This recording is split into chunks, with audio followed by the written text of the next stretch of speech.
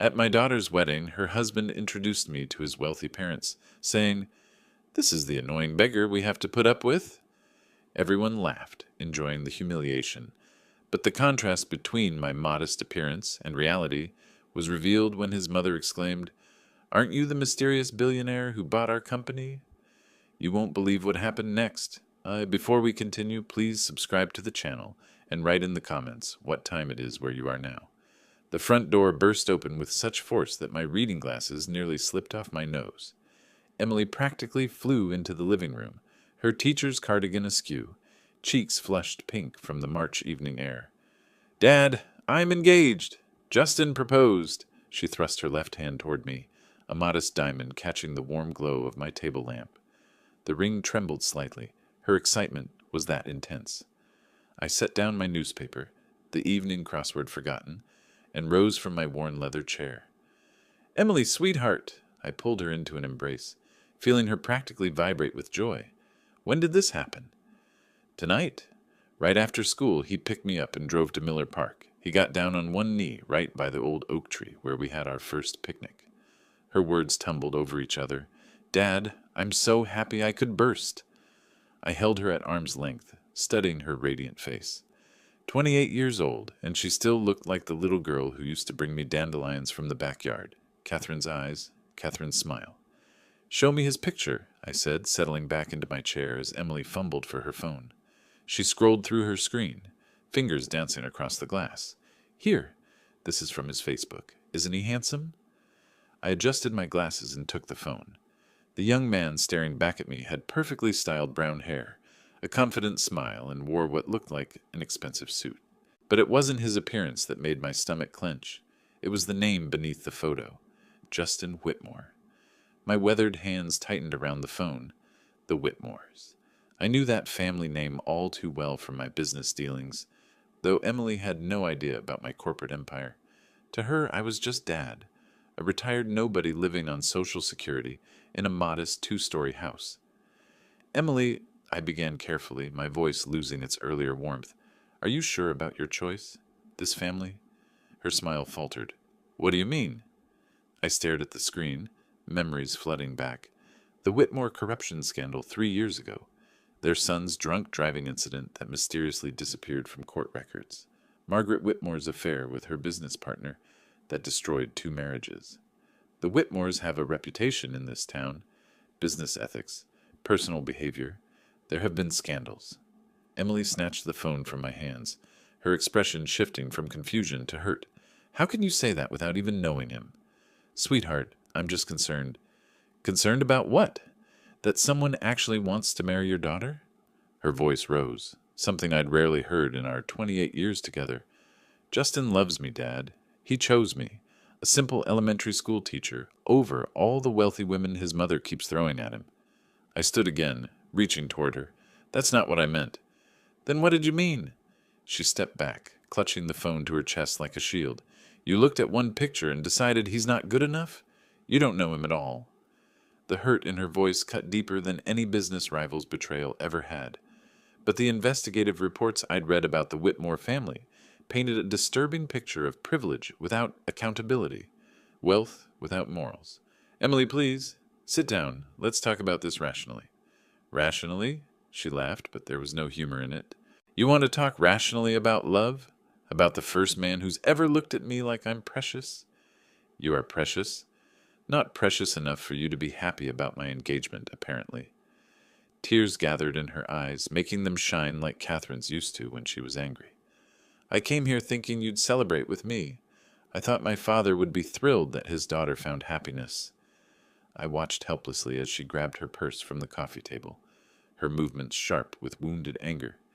Every instinct screamed at me to apologize, to take back my words, but the business reports haunted me. The Whitmores destroyed everything they touched. "Emily, wait." "No, Dad. I thought you'd be happy for me, but you only know how to ruin everything."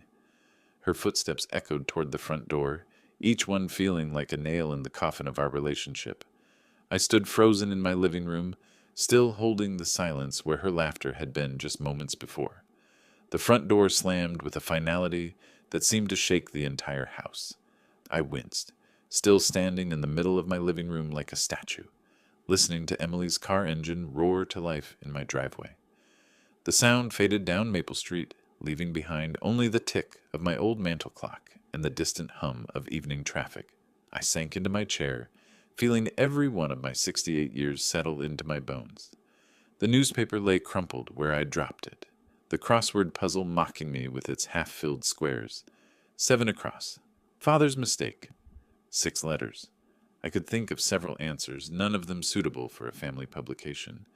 My gaze drifted to the mantel, where Catherine's photograph smiled down at me from our wedding day. Her white dress flowing like silk, her eyes bright with the kind of joy I'd just watched Emily experience, and then watched myself destroy with my clumsy words. I pulled myself from the chair and walked to the mantel, lifting the silver frame with careful hands. The glass was cool against my fingertips, polished to perfection because I cleaned it every Sunday morning after reading the paper.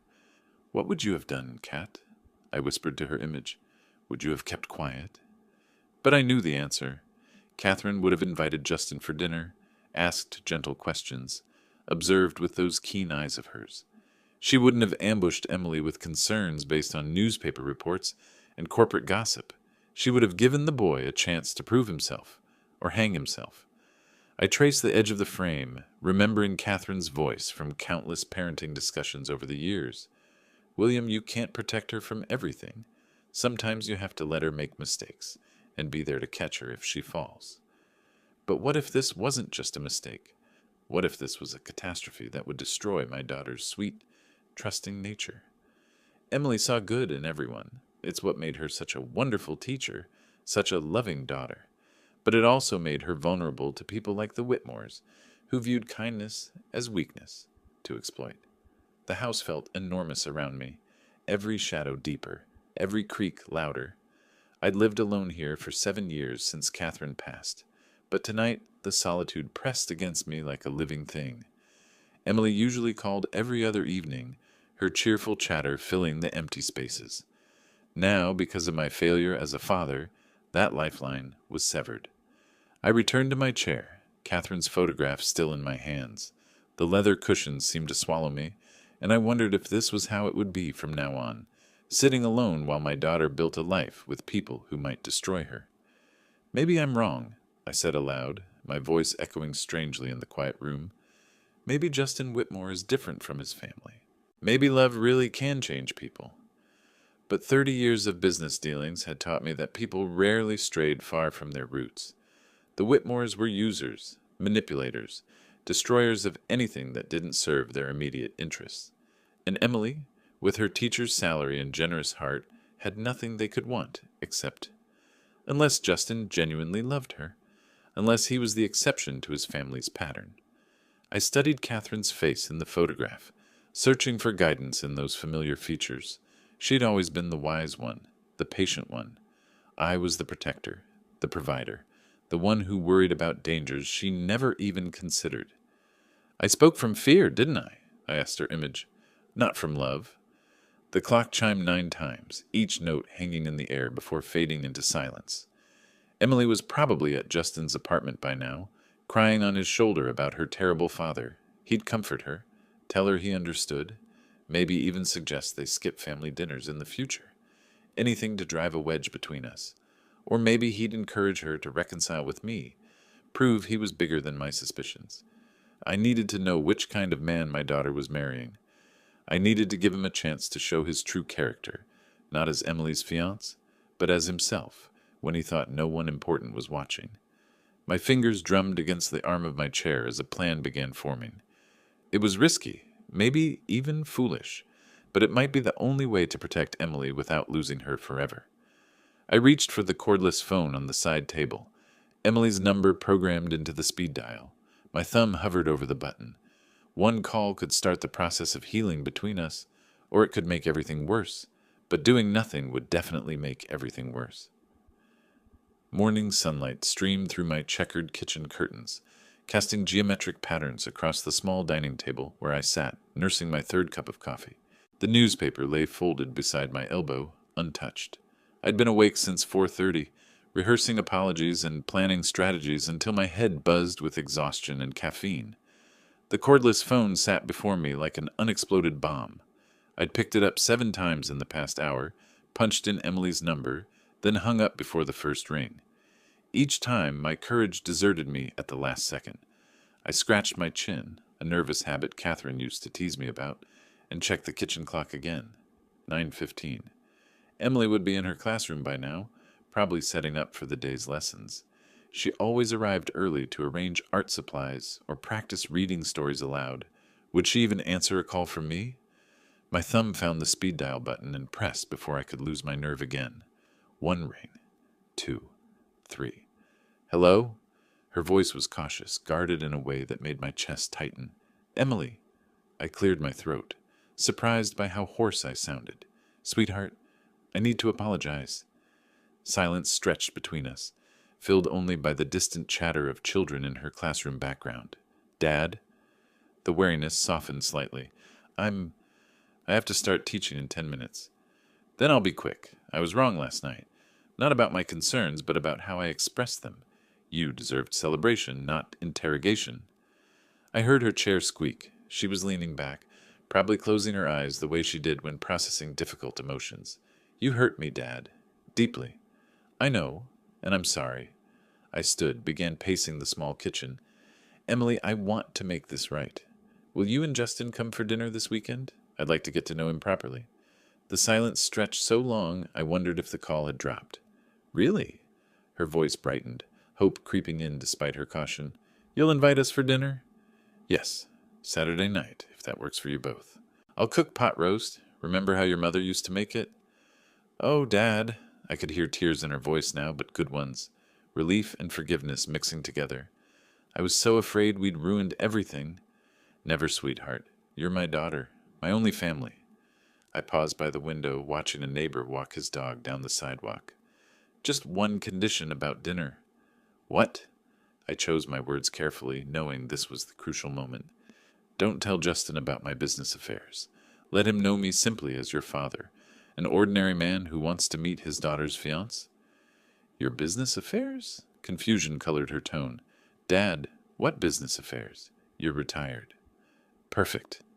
Emily truly had no idea about my corporate empire, my billions in assets, my influence across 3 states. To her, I was exactly what I appeared to be, a modest retiree living on Social Security. I prefer to keep my financial situation private until I know someone better. Old habits, you understand. That's kind of strange, Dad. But if it's important to you, it is very important. Okay. She laughed, and the sound was like sunlight breaking through storm clouds. I'm sure Justin will love you. He's wonderful with older people. He volunteers at the nursing home every month. My eyebrows rose. That detail hadn't appeared in any of the reports I'd read about him. Interesting. That sounds very charitable of him. He is charitable and kind and funny. Dad, once you get to know him, you'll see why I fell in love with him. I hoped she was right, for both our sakes. Where would you like to meet? I could make reservations somewhere nice. Actually, could we eat here? At your house? Emily's voice grew warm with memory. I'd love to see Justin in the place where I grew up. And your pot roast is so much better than any restaurant. Of course. Saturday at 6? Perfect. Oh, Dad, thank you. This means everything to me. After she hung up, I remained in the kitchen, phone still pressed to my ear, listening to the dial tone. Phase 1 of my plan was complete. Saturday night, I would meet Justin Whitmore, not as William Stone, billionaire businessman, but as Emily's ordinary father. I walked to my bedroom and opened the closet, scanning my clothes with new eyes. Most of my wardrobe consisted of expensive suits and Italian leather shoes, the armor of a successful executive. But buried in the back were older items, faded jeans, simple button-down shirts, a cardigan Catherine had knitted me 15 years ago. For Saturday night, I needed to look the part of a man living on a modest pension, a man whose approval might be nice to have but wasn't necessary for success, a man whose daughter's happiness was his only leverage. I pulled out the cardigan, holding it up to the light. It smelled faintly of Catherine's perfume. Even after all these years, she would have understood my plan, I thought. She would have seen the wisdom in testing a man's character when he believed himself unobserved by anyone who mattered. Justin Whitmore was about to meet Emily's father, but which version of himself would he choose to reveal? I folded the cardigan carefully and placed it on my bed. Saturday couldn't come soon enough. 2 outfits lay spread across my bed, like competing versions of myself. On the left, a charcoal wool suit, Italian leather shoes, and my platinum Rolex, the armor of William Stone, billionaire. On the right, faded jeans with a small tear near the pocket, a threadbare button-down shirt missing its top button, and scuffed work boots I'd owned for 15 years. I picked up the expensive watch first, feeling its familiar weight against my palm. $20,000 of Swiss precision, gifted to myself after my first $1 million deal. Tonight, it would stay locked away. Walking to my bedroom safe, hidden behind Catherine's landscape painting, I punched in the code. The heavy door swung open, revealing stacks of documents, jewelry, and investment portfolios worth more than most people earned in a lifetime. I placed the Rolex inside next to Catherine's diamond necklace and closed the safe with a soft click. "Let's see what kind of person you really are, Justin Whitmore," I murmured to my reflection. The worn clothing felt strange against my skin. The cotton shirt, softened by countless washings, hung loose around my shoulders. These were the clothes I wore for yard work, for fixing the kitchen sink, for moments when no one important was watching. Tonight, they would be my disguise. I studied myself in the dresser mirror, running fingers through my gray hair to make it less polished. The man staring back looked every inch the struggling retiree. Weathered hands, tired eyes, clothes that spoke of careful budgeting and hard choices. Perfect. My reflection reminded me of my own father in his later years, proud but worn down by financial struggles. The irony wasn't lost on me. I'd built an empire to avoid his fate. Yet here I was, deliberately mimicking it. Catherine's photograph watched from the nightstand. I touched the frame gently. "You always said character reveals itself under pressure, Cat.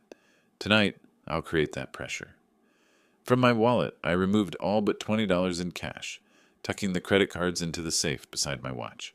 A man on Social Security wouldn't carry platinum cards or thick rolls of bills. Every detail mattered. My closet held 2 sets of car keys. The Mercedes and BMW keys went into the safe's drawer. I selected the keys to my 10-year-old Toyota Camry. Reliable, invisible, unremarkable. The kind of car a retired man would drive until it died. In the garage, I paused between my vehicles. The luxury cars sat covered by tarps, hidden from Emily's view for years. She believed I owned only the Camry, that I'd sold my good car after Catherine's medical bills. Another carefully constructed lie to protect my secret. The Camry's interior smelled like old coffee and worn vinyl. I adjusted the rearview mirror, catching another glimpse of my transformed appearance. Even I had trouble recognizing the billionaire beneath this ordinary exterior. The drive to Bella Vista took 15 minutes through Bloomington's quiet streets. I'd chosen this restaurant carefully, nice enough to make Emily happy, modest enough to fit my cover story. Not the kind of place Justin Whitmore would normally frequent, but exactly where a teacher would take her retired father for a special dinner.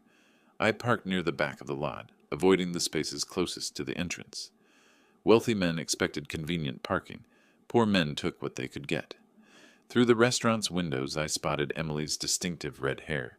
She sat across from a young man in what looked like an expensive suit, his posture radiating confidence and privilege. Justin Whitmore, in the flesh. My hands tightened on the steering wheel. This was it, the moment of truth. Everything I'd learned about the Whitmores from corporate reports would either be confirmed or disproven by the next few hours. I checked my appearance one final time in the mirror, practiced my tired smile, and stepped out of the Camry. The evening air carried the scent of approaching rain. Walking toward the restaurant entrance, I felt the weight of deception settle around me like a cloak. For the next few hours, I wouldn't be William Stone, business magnate. I would be Emily's ordinary father, a man whose approval meant nothing to ambitious young men from wealthy families. The glass door reflected my transformed image as I reached for the handle. Inside, Emily waved excitedly from their corner table, her face bright with anticipation. Justin looked up from his phone, and I watched his eyes assess me from head to toe in the span of a heartbeat. "Dad!" Emily bounced up from her chair, her enthusiasm lighting up the corner of Bella Vista's dining room. "You made it!" She hugged me tightly, and I caught the faint scent of her lavender perfume, the same one Catherine used to wear. Over her shoulder, I watched Justin rise slowly from his seat, his expression carefully neutral as he took in my appearance. "Emily, darling," I kissed her forehead, then turned to face the young man who wanted to marry my daughter. "You must be Justin." He extended his hand with visible reluctance, his grip lasting exactly 2 seconds, long enough to be polite, brief enough to show discomfort. His palm was soft, manicured, the hand of someone who'd never done manual labor. "Mr. Stone, Emily's told me so much about you." His tone carried the particular politeness wealthy people used with service workers, courteous but dismissive. I'd heard it countless times in business meetings, usually directed at waiters or janitors. "All good things, I hope." I settled into the chair across from him, noting how he'd positioned himself with his back to the wall, surveying the room like a prince holding court. The restaurant buzzed with quiet conversation and clinking silverware. Middle-class families celebrating anniversaries, young couples on date nights, retired teachers like Emily stretching their budgets for special occasions. Justin looked profoundly out of place among them. "So, Mr. Stone, Emily mentioned you're retired?" He leaned back in his chair, fingers drumming against the white tablecloth. "What did you do before?" "Various things. Maintenance work, mostly. Nothing too exciting." His eyebrows rose slightly, and I caught him glancing at my frayed shirt collar. "Maintenance. Right." Emily jumped in quickly, sensing tension. "Dad's being modest. He worked really hard to support our family." "I'm sure he did." Justin picked up his menu, gold cufflinks catching the restaurant's soft lighting. "Have you decided what you're ordering?" "I'm thinking the seafood tower. It's only $85, but life's too short for cheap food, right?" I opened my own menu, scanning the prices with the careful attention of a man counting every dollar. "The chicken looks good. Reasonable price, too." "Chicken's fine, I suppose." He snapped his fingers at a passing waiter. "Excuse me, we're ready to order." The server, a college-age girl with tired eyes, approached our table with professional patience. Justin rattled off his expensive selections: appetizer, wine, the seafood tower, while I ordered the $12 chicken plate and water. "Just water?" Justin's voice carried mock concern. "Come on, Mr. Stone, let me buy you a beer. Emily's father deserves better than tap water." The condescension in his tone made my jaw clench, but I maintained my gentle smile. "Water's fine, son. I don't drink much anymore." "Fair enough. Budget considerations, I understand." He leaned forward conspiratorially. "Don't worry about Emily's future, though. She'll never have to worry about money again once we're married." Emily's face reddened. "Justin, what? It's true." He reached across the table to squeeze her hand, his Rolex prominently displayed. "I can give you everything your father couldn't. Travel, nice clothes, a house in the right neighborhood." My weathered hands remained steady on the table, but underneath, my fists were slowly clenching. The casual cruelty of his words, the assumption that my daughter had been deprived, the smug certainty that money solved everything, it all confirmed my worst suspicions about the Whitmore family. "Emily's had a good life," I said quietly. "Oh, I'm sure she has. But there's good, and then there's great, you know?" He gestured around the modest restaurant. "Like this place. It's fine for what it is, but wait until you see where I take Emily for our anniversary dinners." The server returned with Justin's wine, a $20 glass of something French that he swirled pretentiously before tasting. "Perfect. You can't get quality like this at home, Mr. Stone. Emily's probably never experienced real wine before." "Actually," Emily interjected, her voice strained, "Dad taught me to appreciate simple pleasures. We don't need expensive things to be happy." Justin laughed, a sound devoid of genuine humor. "That's sweet, honey, but you say that because you've never had access to the finer things. Trust me, once you experience real luxury, you'll never want to go back to—" He gestured vaguely at my clothes. "Well, to this." I took a slow sip of water, using the moment to study this young man who claimed to love my daughter. Everything about him screamed entitlement, from his perfectly styled hair to his Italian leather shoes. But it wasn't his wealth that bothered me. It was his assumption that money made him superior to everyone around him. Tell me about your work, Justin, I said, keeping my voice level. Work? He laughed again. Well, I'm technically in the family business, but honestly, it runs itself. My real passion is travel. I just got back from Monaco last month. Amazing place, though. I doubt you've been. Emily shifted uncomfortably in her seat. Justin enjoys exploring different cultures. Cultures, casinos, yacht clubs, all the same thing, really. He pulled out his phone, scrolling through what appeared to be vacation photos. Look at this view from my hotel balcony. 2,000 a night, but worth every penny. I watched Emily's face grow more troubled as Justin continued his boastful monologue. This wasn't the loving, humble man she'd described. This was exactly what I'd feared. A spoiled child who viewed my daughter as another acquisition. The food arrived, and Justin's seafood tower dominated our small table like a monument to excess. He dove in enthusiastically, lobster juice dripping down his chin as he continued talking about his various indulgences. My chicken was perfectly adequate, though I found myself losing appetite as the evening progressed. Each word from Justin's mouth confirmed what I'd suspected about his character, but seeing Emily's growing discomfort made the victory feel hollow. You know what, Mr. Stone? Justin pointed his lobster fork at me between bites. I respect what you've done. Raising Emily on limited means, it must have been challenging. But that's all behind us now, Justin continued, oblivious to the storm gathering in Emily's eyes. I'm going to give her a life she never even dreamed of. Vacations in Europe, designer clothes, maybe a nice house in the suburbs where she won't have to worry about property taxes. He reached into his jacket and pulled out his car keys, setting them deliberately on the table. The BMW logo gleamed under the restaurant's lights like a trophy. See these? Brand new MFIV. Cost more than most people make in a year, but Emily deserves to ride in style. He grinned at me with the confidence of someone who'd never been challenged. I know you want the best for your daughter, Mr. Stone. Well, I am the best. My water glass trembled slightly in my grip. Across the table, Emily had gone pale, her embarrassment radiating like heat. Justin, please, she whispered, glancing around at nearby tables where other diners were beginning to stare.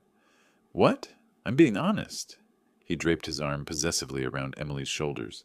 Your father understands that a man provides for his family. He wasn't in a position to provide much, were you, Mr. Stone? The question hung in the air like a challenge. I set down my water glass with careful precision, watching condensation pool around its base. I provided what I could, I said quietly. Of course you did, and now it's my turn. He leaned back in his chair, satisfied with his own generosity. Emily won't have to clip coupons or shop at discount stores anymore. She can finally live the way she was meant to. Emily pulled away from his embrace, her teacher's voice sharp with controlled anger. I never complained about how we lived, because you didn't know any better, sweetheart. But trust me, once you experience real comfort. He gestured toward his expensive watch, making sure I noticed. This Rolex? Anniversary gift to myself? 25 grand, but a man has to reward success. 25,000? I'd paid less for my own Rolex, the one currently locked in my bedroom safe. The irony would have been amusing if his arrogance wasn't so suffocating. You know what I think, Mr. Stone. Justin leaned forward conspiratorially, lowering his voice as if sharing a secret. I think you should be grateful. Your daughter could have ended up with some nobody, some teacher or office worker living paycheck to paycheck. Instead, she's marrying into the Whitmore family. The name dropped from his lips like a benediction, as if I should recognize its importance and bow accordingly. The Whitmore family owns half the commercial real estate downtown. My mother just closed a deal worth $12 million. He pulled out his platinum credit card, setting it beside the car keys like weapons in an arsenal. When Emily and I get married, she'll never want for anything. Emily's hands clenched in her lap, knuckles white with tension. Money isn't everything, Justin, says someone who's never had it. He laughed dismissively. Look, honey, I love your idealism, but let's be realistic. Your father did his best with what he had. He gestured vaguely at my worn clothes. But now you can have everything you deserve. Under the table, my own hands had formed fists. Every word from this spoiled child's mouth confirmed my worst fears about his character. He didn't love Emily. He collected her. She was another trophy to display, proof of his benevolence in rescuing a poor teacher from her modest circumstances. The other restaurant patrons were openly staring now, drawn by Justin's increasingly loud declarations of wealth. An elderly couple at the next table shook their heads disapprovingly. A young family gathered their children closer, clearly uncomfortable with the vulgar display. "You understand, don't you, Mr. Stone?" Justin's voice carried across the restaurant like a sermon. "Emily's beauty, her kindness. She deserves better than struggling to make ends meet. I can give her the world." I studied his face, seeing nothing but entitled smugness, where there should have been love and respect. This wasn't a man discussing his future wife. This was a collector showing off his latest acquisition. "I need to leave now," I said quietly, pushing back from the table. Justin's fork paused halfway to his mouth, confusion flickering across his features. "Leave? But we haven't finished dinner." "I have." I stood slowly, maintaining the careful dignity of a man with little left but his pride. "Thank you for the meal. But—" He gestured at his seafood tower, at the expensive wine, at the platinum cards still gleaming on the white tablecloth. "I'm buying dinner. The least you could do is stay and appreciate the gesture." Emily rose as well, her face flushed with mortification. "Dad, wait. I'm so sorry." "Don't apologize for me, Emily." I looked directly at Justin, who stared back with the bewildered expression of someone who'd never been dismissed by a lesser person. "I've learned everything I needed to know tonight." "Everything about what?" Justin's voice carried a note of indignation. "I've been nothing but generous, nothing but honest about what I can offer Emily." I picked up my jacket from the chair back, feeling the weight of every patron's gaze. The restaurant had gone quiet, except for the soft jazz playing through overhead speakers and the distant clatter of dishes from the kitchen. "Good night, Emily." "Good night, Justin." I walked toward the exit with measured steps, neither hurrying nor looking back. Behind me, I heard Emily's voice, tight with embarrassment and confusion. "Dad, please." But I was already pushing through the glass doors, stepping into the evening air where rain had begun to fall in light drops. The parking lot stretched before me, my modest Camry waiting in the shadows, while luxury vehicles gleamed under the restaurant's lights. I'd gotten exactly what I'd come for, confirmation that Justin Whitmore was everything I'd feared, and worse. The key turned in my front door lock with a familiar click, and I stepped into the darkness of my modest home. The silence hit me like a physical force after the restaurant's clatter and Justin's booming voice. Only the distant hum of my refrigerator and the tick of Catherine's old mantel clock filled the space. I hung my coat on the wooden peg by the door, the same peg I'd used for 15 years. My fingers fumbled with the light switch, and warm yellow light flooded the living room. Everything looked exactly as I'd left it hours ago, yet somehow the space felt different, smaller, more honest than the performance I'd just endured. The threadbare shirt clung to my shoulders with uncomfortable dampness. I needed to change, to shed this costume of poverty I'd worn like armor. Climbing the stairs to my bedroom, each step creaked with the weight of what I'd learned about my daughter's future husband. In my bedroom, I peeled off the worn clothes and folded them carefully. They'd served their purpose, revealed Justin's true nature with surgical precision. I pulled on comfortable pajamas and my old robe, the one Catherine had given me for our 20th anniversary. The kitchen called to me. I filled my electric kettle, the mundane task of making tea offering a familiar ritual to calm my churning thoughts. While water heated, I stared out the window at Maple Street's quiet evening tableau. Porch lights glowed like warm beacons. Families settled into their evening routines, completely unaware of the drama that had unfolded at Bella Vista. Steam rose from my cup as I carried the chamomile tea to my reading chair. The leather had molded to my body over the years, supporting me through countless evenings of solitude. Tonight, it felt like a confessional booth. "Emily is an adult," I whispered to the empty room. "Maybe she sees something in him that I missed." But even as I spoke the words, I knew they were false comfort. Justin Whitmore had revealed himself completely tonight.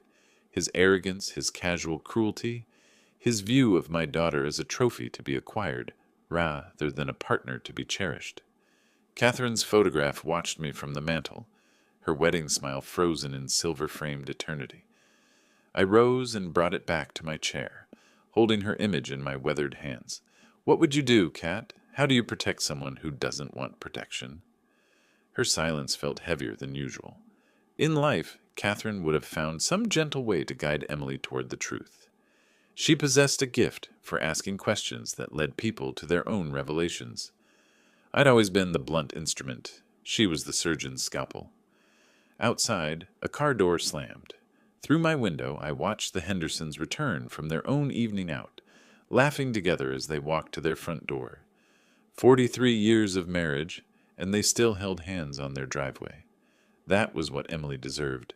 Partnership, respect, genuine affection. My tea grew cold as I wrestled with impossible choices.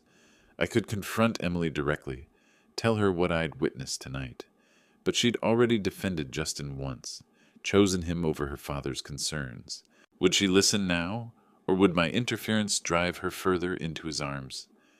I could confront Justin himself, drop my facade, and reveal the billionaire behind the broken-down retiree act. The shock might humble him temporarily, but men like Justin didn't change. They just became more careful about hiding their true nature. Or I could stay silent, watch my beloved daughter marry a man who would slowly chip away at her confidence, her joy, her beautiful spirit. Stand by while Justin Whitmore transformed my bright, generous Emily into another trophy wife, isolated from her modest roots and dependent on his largesse. The clock chimed 11 times. Hours had passed since I'd left the restaurant, and I was no closer to a solution. Catherine's face smiled up at me from the photograph, eternally young and wise. "She has to learn for herself, doesn't she?" I asked her image. "If I interfere, she'll never forgive me. If I don't—" The sentence hung unfinished in the quiet room. Through my window, the Henderson house had gone dark, except for a single upstairs light. They were probably reading in bed together, sharing the comfortable intimacy of a lifetime partnership. I pressed my lips to Catherine's photograph, tasting glass and longing. Help her find her way, love. Help her see what I can't show her. Rising from my chair, I carried the frame back to its place of honor on the mantel. The decision crystallized as I set it down. I would not interfere. Emily had chosen her path, and I would trust in her intelligence and strength to recognize the truth when it became undeniable. But watching from the sidelines while my daughter walked into what I feared would be years of subtle emotional abuse would be the hardest thing I'd ever done. 5 months passed like a slow-moving storm. Spring melted into summer. Summer faded to early autumn. And through it all, wedding preparations consumed Emily's life. I kept my promise to myself. No interference, no warnings, no attempts to change her mind. But watching my daughter plan her future with Justin Whitmore felt like watching someone unknowingly walk toward quicksand. The wedding invitation arrived in August, an elaborate affair with gold embossing and heavy cardstock that probably cost more than some people's monthly grocery bill. It sat now on my bedroom dresser like an elegant death warrant, catching September's early morning light. Dawn had broken over Bloomington an hour ago, but I'd been awake since 4, staring at the ceiling and dreading this day. Emily's wedding day. What should have been pure joy for any father instead felt like watching a beloved ship sail toward hidden rocks. I swung my legs over the side of the bed and shuffled to the bathroom. My reflection in the mirror showed every one of my 68 years. Gray stubble, tired eyes, the weight of secrets carved into the lines around my mouth. Today I would smile and celebrate while my heart broke for Emily's future. The shower's hot water couldn't wash away the dread that had settled in my bones. I shaved carefully, my hand steady despite the tremor of anxiety that had plagued me for weeks. In a few hours I would walk my daughter down the aisle to marry a man I believed would make her miserable. My modest suit hung pressed and ready on the bedroom door, the same threadbare outfit I'd worn to the restaurant dinner 5 months ago. The symbolism wasn't lost on me. Today, as then, I would play the role of Emily's poor but devoted father, watching from the margins while the Whitmore family's wealth dominated every detail of the celebration. Catherine's wedding photograph sat beside the invitation on my dresser. In it, she glowed with happiness, her hand resting on my young arm as we posed outside the church where Emily would marry today. We'd been so hopeful then, so certain that love conquered all obstacles. "I wish you were here, Kat," I whispered to her image. "Emily needs her mother today, needs someone who can see through all the expensive flowers and fancy dresses to what really matters." I picked up the simple wedding gift I'd wrapped for Emily, a modest jewelry box containing her grandmother's pearl necklace. Nothing elaborate, nothing that would reveal the fortune I could have spent on her special day. Just a meaningful token from a father who appeared to have little to give but love. The irony cut deep. I could have bought Emily the most spectacular wedding in Illinois history, could have matched the Whitmore's dollar for dollar in demonstrating love through luxury. Instead, I was relegated to the role of grateful poor relation, thankful for their son's generous attention to my unworthy daughter. My coffee tasted bitter as I sat at the kitchen table, watching neighbors begin their Saturday morning routines. The Hendersons were working in their garden, their companionable silence speaking of decades together. That quiet contentment was what marriage should look like, not the performative display of wealth that awaited me at the church. At 10 o'clock, I finally allowed myself to get dressed. The suit felt like a costume now, shabby and uncomfortable after months of private luxury, but it served its purpose, maintained the fiction that had become my prison. Keys to the modest Camry sat on the kitchen counter, next to the keys to my Mercedes and BMW. Even on his daughter's wedding day, William Stone, the billionaire, would remain hidden, while William Stone, the retiree, played his assigned role. The drive to St. Mark's Episcopal Church took 12 minutes through Bloomington's familiar streets. I'd driven this route countless times over the years, to Christmas services with Catherine, to Emily's school plays, to community events that marked the rhythm of ordinary life. Today felt like the end of something precious and the beginning of something I couldn't control. Emily had chosen this church because it was beautiful but not ostentatious, sacred but not intimidating. She'd wanted her wedding to reflect her values: simplicity, meaning over display, love as the central focus rather than wealth.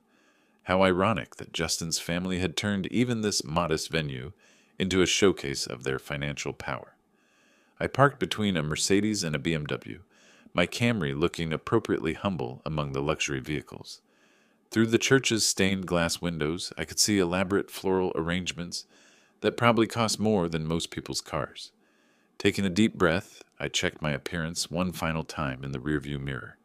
The man looking back appeared exactly as he should, proud but overwhelmed by circumstances beyond his control, grateful for his daughter's good fortune even if he couldn't contribute to its grandeur. Emily needed me to be strong today, to smile and celebrate and play the part she believed was my reality. I would not fail her, even as my heart broke for the future I feared awaited her. The church bells began to chime, calling the faithful to witness. I squared my shoulders and walked toward the building that would host what I prayed wouldn't be the biggest mistake of my daughter's life. St. Mark's Episcopal Church had been transformed into something from a luxury magazine spread. White roses and lilies cascaded from every pew end, their perfume almost overwhelming in the afternoon warmth. Crystal chandeliers caught the light streaming through stained glass windows, casting rainbow patterns across marble floors that probably cost more to decorate than I supposedly earned in a year. My Camry looked painfully out of place in the parking lot, filled with Mercedes, BMWs, and Tesla vehicles.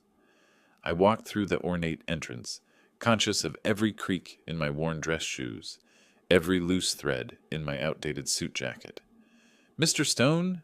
Emily's voice rang out across the church vestibule, bright with nervous excitement. She practically floated toward me in her wedding dress, a vision of ivory silk and Belgian lace that flowed around her like liquid moonlight. "Sweetheart, you look absolutely radiant."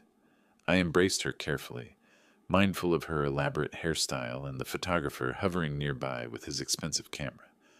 "I'm so nervous, Dad. My hands won't stop shaking." She held up trembling fingers adorned with manicured nails and temporary jewelry. "Is that normal?" "Perfectly normal." I took her hands in my weathered ones, feeling the familiar weight of responsibility and love. "Your mother was the same way on our wedding day. Couldn't hold her bouquet steady during the ceremony." Around us, the Whitmore family's guests filled the church with expensive perfume and casual displays of wealth. Women in designer dresses air-kissed acquaintances, while men in custom suits discussed business deals and golf handicaps. I recognized several faces from newspaper society pages, people who moved in circles so far above my supposed station that they looked through me like I was invisible. "There's my beautiful bride," Justin's voice boomed across the vestibule as he approached, resplendent in what I estimated was a $5,000 tuxedo. His smile faltered slightly when he noticed me standing beside Emily. "Hello, Mr. Stone. I see you found something appropriate to wear after all." The insult was delivered with Justin's trademark smile, designed to sound like a compliment to anyone not listening carefully. Emily's cheeks flushed pink, whether from embarrassment or anger I couldn't tell. "He looks handsome," she said quietly, her teacher's diplomacy smoothing over the tension. "Of course he does. Nothing wrong with vintage fashion." Justin's laugh carried no warmth as he adjusted his platinum cufflinks. "The photographer wants some family photos before the ceremony starts. Emily, your side first, then mine when my parents arrive." I stood patiently while the photographer arranged us in various poses, conscious of how my modest appearance would contrast with the elaborate setting in every image. Emily glowed with happiness beside me, seemingly unaware of her groom's continued subtle jabs. "Could you step back just a bit, Mr. Stone?" the photographer asked politely. "The lighting is better if you're slightly behind the bride." Even the professional wedding photographer understood the visual hierarchy being established. I was the supporting player in this expensive production, grateful to be included, but careful not to upstage the real stars. The church gradually filled with guests, a clear division between Emily's modest teacher friends and family on the left side, and Justin's wealthy social circle on the right. The contrast was stark. Affordable department store dresses versus designer gowns, rented tuxedos versus custom tailoring, public school teachers versus investment bankers and real estate moguls. "Dad, it's time." Emily squeezed my arm as the wedding march began to play on what sounded like a very expensive sound system. We walked slowly down the aisle together, Emily's train rustling against marble floors, while guests rose in respectful silence. I felt the weight of every gaze, the speculation about this ordinary man who'd somehow produced such a lovely daughter. At the altar, Justin waited with his groomsmen, all young men who looked like they'd stepped from a country club directory. His smile was confident, proprietorial, the expression of someone claiming a prize he'd won through superior breeding and financial advantage. "Who gives this woman to be married to this man?" the minister asked in traditional ceremony language. "I do," I replied, my voice steady despite the turmoil in my chest. I kissed Emily's forehead gently and placed her hand in Justin's, officially transferring her from one man's protection to another's. Taking my seat in the front pew, I watched as my daughter promised to love, honor, and cherish a man I believed would slowly destroy her spirit through 1,000 small cruelties disguised as generous concern. The ceremony proceeded with expensive elegance, professional musicians, imported flowers, a minister who'd clearly performed many society weddings. Every detail shouted wealth and status, overwhelming Emily's simple desires with Whitmore family tradition. "You may kiss the bride," the minister announced, and Justin claimed Emily with theatrical passion, dipping her backward while the photographer captured the moment for posterity. The recessional music swelled as the new Mr. and Mrs. Whitmore walked back down the aisle, Emily radiant with joy, Justin triumphant in his acquisition. Guests erupted in applause and shower of rose petals that probably cost more than most people's monthly car payment. At the reception entrance, Justin leaned close to me as we waited for the photographer to organize family portraits. "Hope you brought your appetite, Mr. Stone. This dinner costs more per plate than you probably spend on groceries in a month."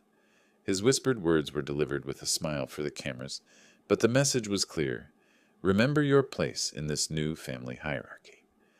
"Actually," a familiar voice called from across the reception area, "we're still waiting for my parents' flight to arrive. They should be here within the hour." Margaret and Robert Whitmore, the power couple behind the family fortune.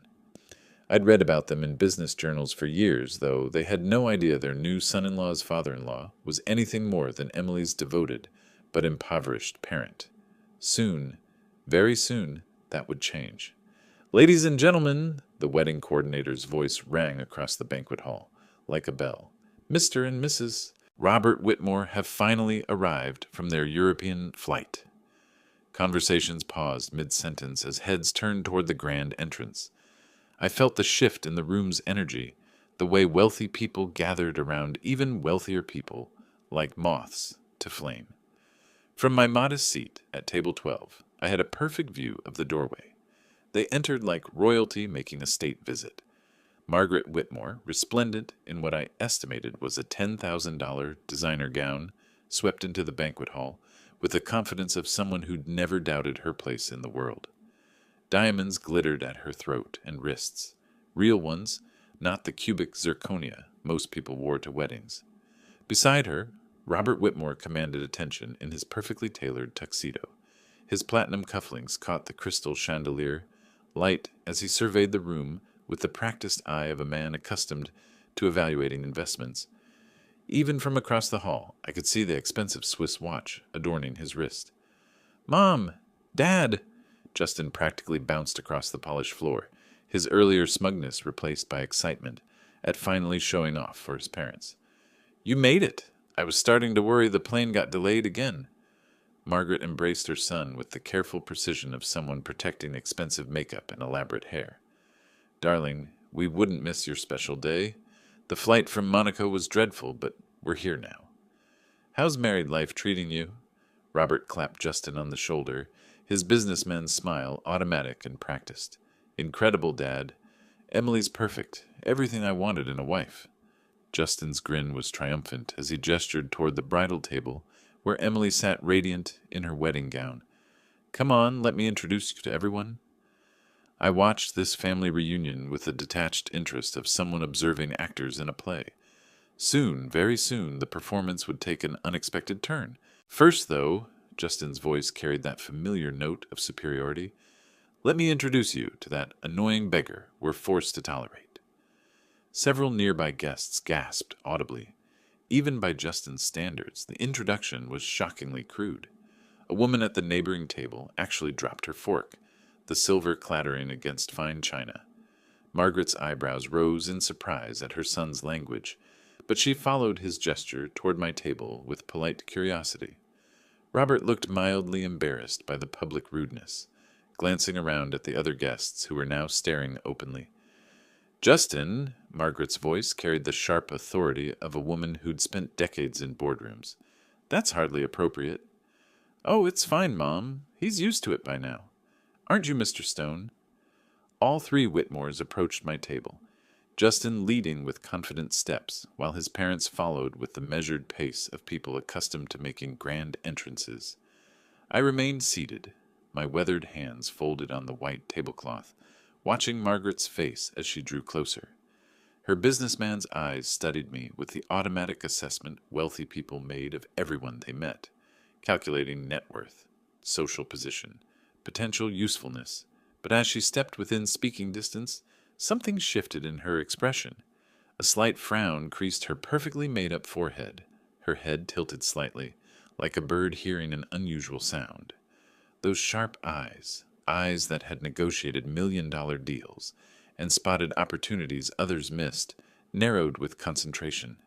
"Excuse me," she said, her voice losing its social polish and taking on the focused tone she probably used in business meetings. "But haven't we met before?" The question hung in the air like smoke from an extinguished candle. Around our table, conversations quieted as other guests sensed something significant happening. Justin's confident smile wavered slightly, though he couldn't yet understand why. I met Margaret's gaze steadily, my expression remaining carefully neutral. "I doubt it, ma'am. I'm sure I would remember meeting someone as distinguished as yourself." But Margaret Whitmore hadn't built a business empire by accepting surface answers. Her frown deepened as she studied my features with the intensity of someone solving a particularly challenging puzzle. I could practically see the gears turning in her sharp mind, sifting through faces from countless business meetings, social events, and professional encounters. "No," she said slowly, her voice dropping to barely above a whisper. "No, I'm certain we've met. Recently, actually. Your face is very familiar." Justin laughed nervously, clearly uncomfortable with his mother's intense focus on the man he'd just publicly insulted. Mom, trust me, you haven't met him. He's nobody, just Emily's father. Margaret barely heard her son's words. Her business-trained memory was working now, sorting through recent encounters, discarding the irrelevant, focusing on the significant. Her hand moved unconsciously to her throat, fingers touching her diamond necklace as she concentrated. Then her eyes widened. Margaret's hand flew to her mouth, her diamond ring catching the chandelier's light as recognition dawned like sunrise across her face. The color drained from her cheeks beneath perfectly applied makeup. "Oh my goodness," she breathed, her voice barely audible above the gentle clink of crystal glasses and silverware. Aren't you that mysterious billionaire who bought our entire company last year?" The question hit the banquet hall like a thunderclap. Conversation stopped mid-sentence. Forks paused halfway to mouths. The string quartet in the corner played on, oblivious to the drama unfolding, their gentle melodies suddenly seeming absurdly inappropriate. I looked directly into Margaret's shocked eyes, my voice calm and steady. "Yes, Margaret, that was me." Justin's crystal wine glass slipped from his fingers like it had been greased. The sound of expensive crystals shattering against marble floor echoed through the suddenly silent hall, shards scattering across polished stone like fallen stars. "What?" Justin's voice cracked like a teenager's. No, that's impossible. You're nobody. You live in that tiny house. You drive that piece of junk car. You wear clothes from thrift stores. Yes," I finished quietly, rising from my chair with deliberate dignity.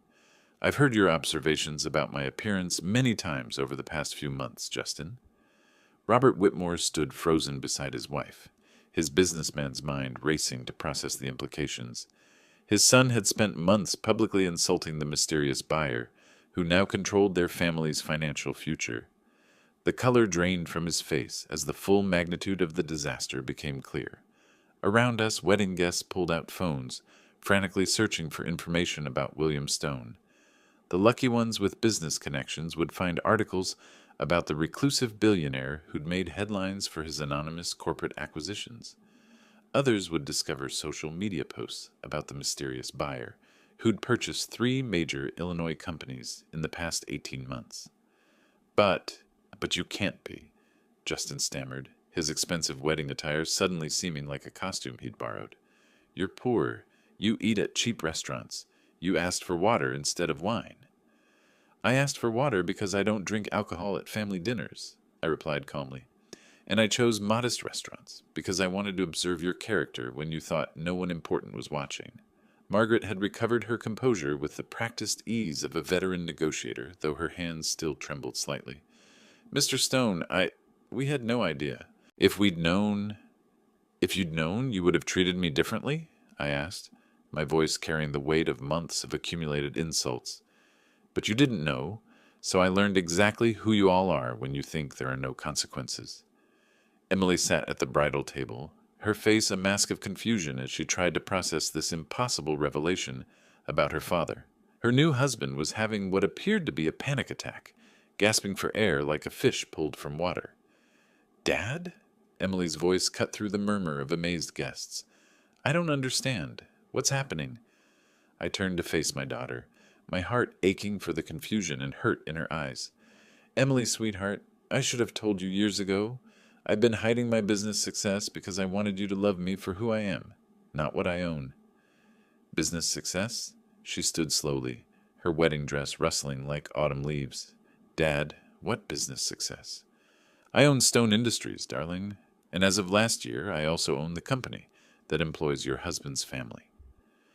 The banquet hall erupted in whispered conversations as guests shared phone screens, showing search results and news articles about the mysterious William Stone. The society photographer moved closer, his camera clicking rapidly as he captured what would undoubtedly become the most talked-about wedding reception in Illinois history. Justin was on his knees now, actually on his knees in his $5,000 tuxedo, his perfectly styled hair disheveled from running his hands through it in panic. "Mr. Stone." "Sir, please, I didn't know. I never would have. Please forgive me." His desperation was pathetic to witness. The confident young man who'd spent months belittling me for my modest appearance now groveled on expensive marble, his voice high with terror. "Stand up, Justin," I said quietly. "Begging doesn't suit you." He scrambled to his feet, his face flushed red with humiliation and fear. Around us, his parents' wealthy friends watched with the fascination of people witnessing a social execution. "I can explain everything." Justin's words tumbled over each other in his haste. I was testing you." "Yes, that's it. I wanted to make sure you'd love Emily for herself, not for her family's money. I was protecting her." The lie was so transparent that several guests actually laughed out loud. Even his own mother looked embarrassed by the pathetic attempt at deception. Robert Whitmore stepped forward, his businessman's instincts finally overriding his shock. "Mr. Stone, perhaps we could discuss this privately? There may have been some misunderstandings." "No misunderstandings, Robert," I replied calmly. "Your son showed me exactly who he is when he thought I was powerless to respond. Character isn't something you can fake when you think no one important is watching." Margaret nodded slowly, her sharp mind already calculating the damage to their family's reputation and business relationships. "You're absolutely right, Mr. Stone. Justin's behavior has been inexcusable." The truth was finally out, spreading through the banquet hall like wildfire as guests shared the news via text messages and social media posts. The wedding photographer's camera flashed continuously, documenting every moment of this unprecedented social reversal. I looked around the elegant banquet hall one final time, at the expensive flowers and crystal chandeliers that had been purchased with money from the company I now owned. Justice had arrived at last. Justin raised a crystal champagne flute with shaking hands, his designer tuxedo wrinkled from his desperate genuflection moments before. "Ladies and gentlemen," his voice cracked with panic, let's have a toast to the most wonderful father-in-law a man could ask for." The attempt at salvage was so pathetic that even some of his own family friends winced. Several guests actually turned away, unable to watch this public humiliation of someone they'd once respected. "Please, Mr. Stone." Justin's champagne sloshed over the rim of his glass as his hands trembled. "I was just joking all those times. You knew I was joking, right? Just good-natured family teasing." I remained standing beside my modest chair, unchanged by the revelation of my true identity. My worn suit, my weathered hands, my humble appearance, all exactly as they'd been when Justin thought I was powerless. "No, Justin," I said quietly, my voice carrying easily through the silent banquet hall. "You showed me your true character. When you believed there were no consequences, you revealed who you really are." "But I didn't mean—" "You called me an annoying beggar not 10 minutes ago," I interrupted. "In front of your parents, in front of Emily, in front of 200 wedding guests. That wasn't a joke. That was your honest assessment of someone you considered beneath you." Emily stood frozen at the bridal table, her beautiful wedding dress seeming to weigh her down like armor that no longer fit. Tears gathered in her eyes as she looked between her father and her new husband. "Dad, why didn't you tell me?" Her voice was barely above a whisper.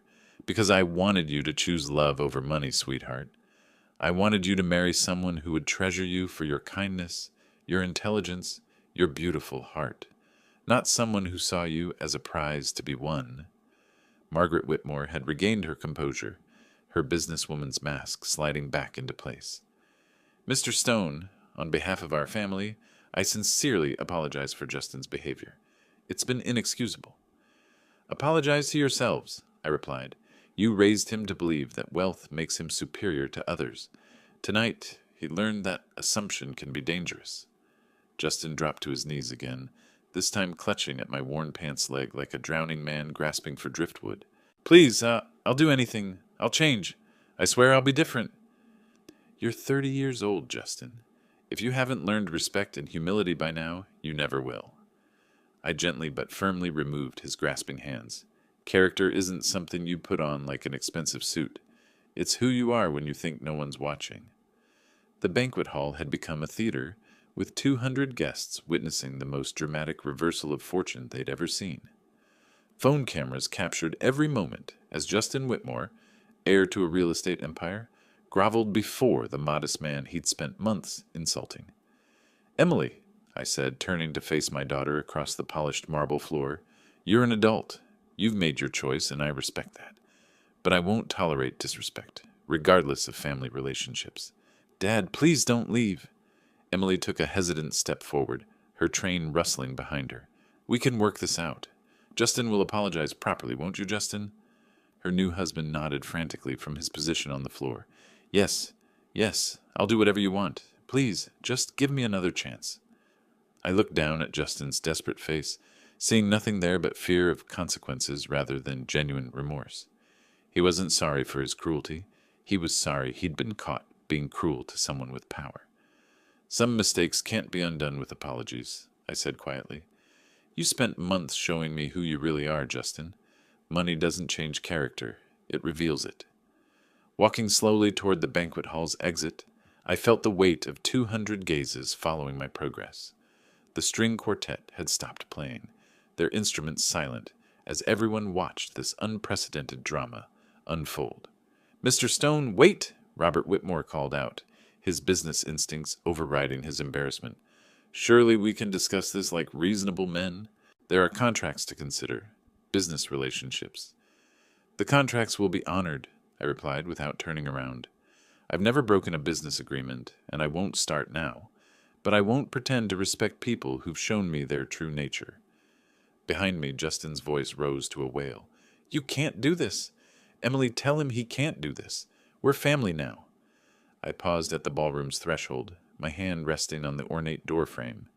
The cool evening air drifted in from the corridor, carrying the scent of freedom from pretense.